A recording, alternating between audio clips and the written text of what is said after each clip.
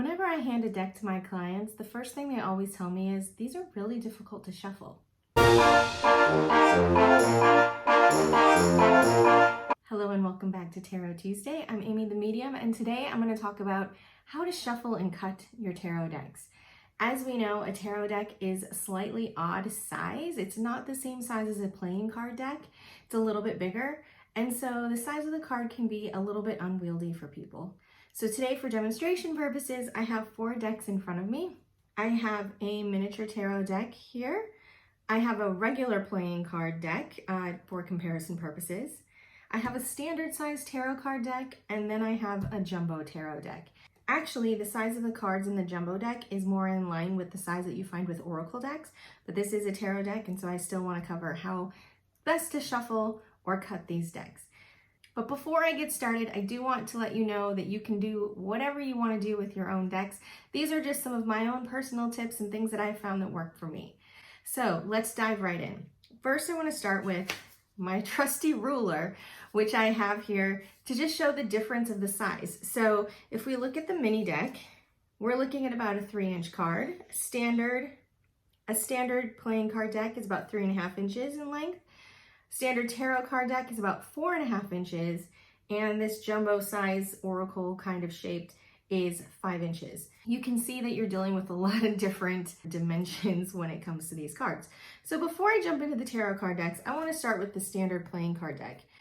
Most people have a way that they like to shuffle these cards. For me, the way that I like to shuffle these is split the deck approximately in half, and then do your standard shuffle, and then I like to do a bridge. That pops the cards back together again. Very simple, very effective shuffle method. Let's take that technique with the standard tarot deck. Now again, these are about 4.5 inches in length, about an inch longer than our standard playing card deck. If you look at the size of my hand, it's not that much shorter than the length of my hand. So for me to shuffle this deck, I do the same technique. I split it in half, and then I work really hard to get my hands around those cards. I have to use the biggest gap, which is between your thumb and your middle finger. That's what I've got to use to hold on to these cards. So in shuffling these cards, I do the same thing. Standard shuffle, bridge. I've had years of practice doing this, so I understand that there's a little bit more tension, a little more technique that goes into it than with your standard playing card deck. Your standard cards like to fall together in that bridge, but these you kind of have to put a little bit more force into it. We can apply the same technique to the mini deck. The mini deck is actually much, much easier to shuffle because the cards are smaller. And because they're smaller, they also tend to be a little bit thinner and more flexible.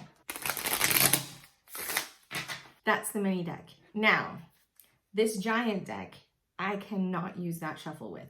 My hands just don't have the strength. The cards themselves are a lot thicker, more stiff, and so they don't do the bridge, and they don't even do your standard shuffle very well. Additionally, the thickness of this deck is so intense that if I split it in half, 1/2 of this deck is about the thickness of a standard tarot card deck.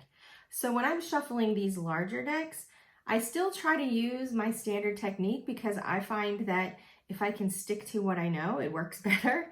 So what I'll do is I'll split the deck in half, and I'll work with just 1/2 at a time. So I'll take that half, split it in 2, and in this case, each one of these halves is maybe 15, 20 cards, maybe. But you'll see it's easier to shuffle. With that smaller number of cards, I can do the bridge technique. It's a little bit more clumsy. So I'll shuffle 1/2, set it aside, and then I'll take the other half and do the same shuffle.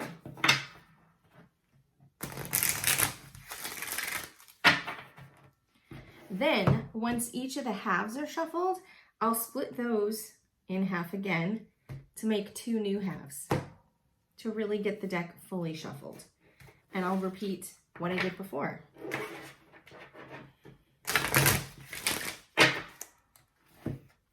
Shuffle 1/2.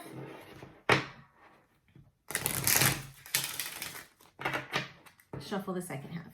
Now, when it comes to combining the 2 halves within this deck here, this is where I can't do the standard shuffle. It just doesn't work for me. As I showed you on a standard tarot deck, I have to stretch my hands pretty far to get them around. Same thing here. But the tension is so strong in my hands that I really can't shuffle very well. But I'll do a clumsy shuffle. I will not try to bridge it at this point because I don't have the tension to do it. So instead, I will just slide the two halves together. And there I've got a fully shuffled deck. All this to say, is this the right technique? It's right for me.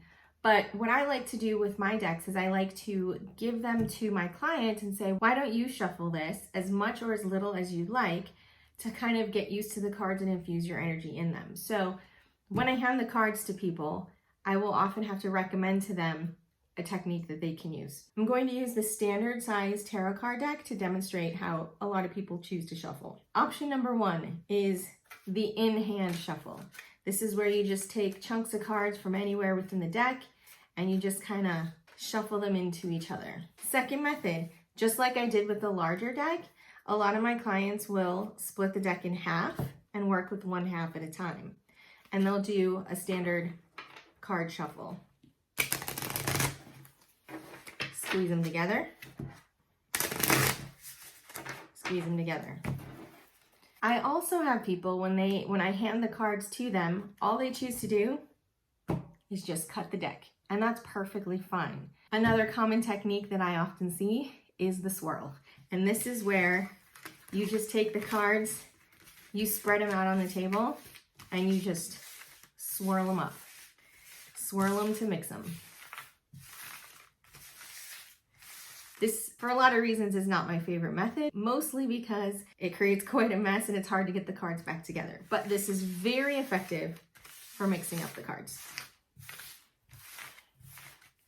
One more thing that I like to do as far as shuffling goes, if someone's not comfortable shuffling the cards, what I'll do is I will fan them out onto the table and I may have them choose a certain number of cards. I may say just pick 10 cards out of here. I'll put those 10 on the top of the deck because if I'm doing a Celtic cross, 10 is all I need. Okay, now to cutting the deck. There's a couple ways I'll go about it. I'll either have the client cut the deck or I may cut the deck myself. Simple in the middle cut. A lot of people will put the bottom onto the top. A lot will just hand it back to you as is and let you decide what to do with it. What I also see is people will split them into 3, maybe even 4, and then they'll put those sections back together in a different way than they were originally sitting. Sometimes I will cut the deck and I'll do this for very specific reasons. So I'll cut the deck, split that into 3, have them choose one of the thirds.